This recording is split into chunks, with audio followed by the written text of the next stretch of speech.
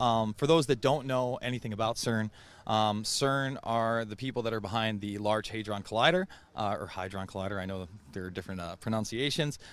This is a project that stems several countries, under France, under Switzerland, teamed up with the United States. Well, they literally just announced in the last several days that they are going to build a new superconductor. This is already 26 miles in length. Okay, and this one will be at least 52 miles in length, but may be even larger, and they're saying it's going to take decades. Now, publicly, CERN is about basically recreating the Big Bang and finding the quote-unquote Higgs boson particle, the God particle. And I believe they've announced that they've found it 3 or 4 times, only to retract those statements again and again.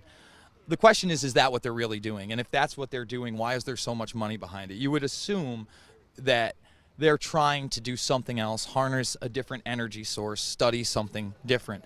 And to have the stage of some of the largest global political leaders here is very telling. Now, this is going to couple back on a micro level with some of the other people that are here. Eric Schmidt on the steering committee. He's the one of the people on the board of Alphabet, the shell corporation for Google. Now, he's coming out of an AI conference out in China. Now, what's very, very interesting to me, and what a lot of people won't understand when I say this, is that Goldman Sachs has an even larger presence here this year. Well, why is that important? Well, Goldman Sachs are literally the lead investors with Jeff Bezos of Amazon and Apple in the quantum computers that Google and NASA use in conjunction with one another, called D-Wave computers.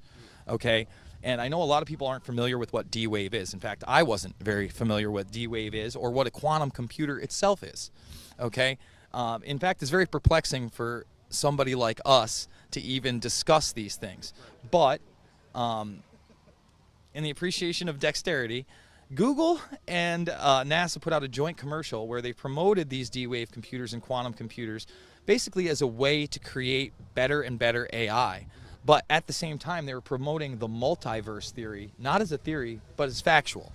And the best way I can describe that these things operate is that they are pulling matter out that is smaller than a quark, that's called a qubit. And a qubit, quantumly, can be represented as a 0 and a 1 at the same time, but then also creates even more of a masking qubit in between. And what they're saying is happening is that they are pulling out qubits, aka energy, from parallel dimensions.